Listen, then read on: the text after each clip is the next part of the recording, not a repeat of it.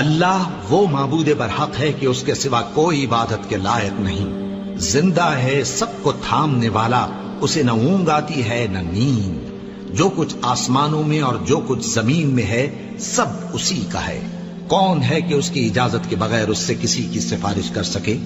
جو کچھ لوگوں کے روبرو ہو رہا ہے اور جو کچھ ان کے پیچھے ہو چکا ہے اسے سب معلوم ہے، اور لوگ اس کی معلومات میں سے کسی چیز پر دسترس حاصل نہیں کر سکتے۔ ہاں، جس قدر وہ چاہتا ہے اسی قدر معلوم کرا دیتا ہے۔ اس کی بادشاہی اور علم آسمان اور زمین سب پر حاوی ہے، اور اسے ان کی حفاظت کچھ بھی دشوار نہیں۔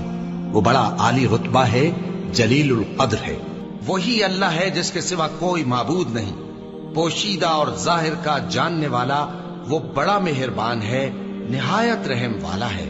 وہی اللہ ہے جس کے سوا کوئی عبادت کے لائق نہیں، بادشاہ حقیقی، ہر عیب سے پاک، سلامتی دینے والا، امن دینے والا، نگہبان، غالب، زبردست، بڑائی والا۔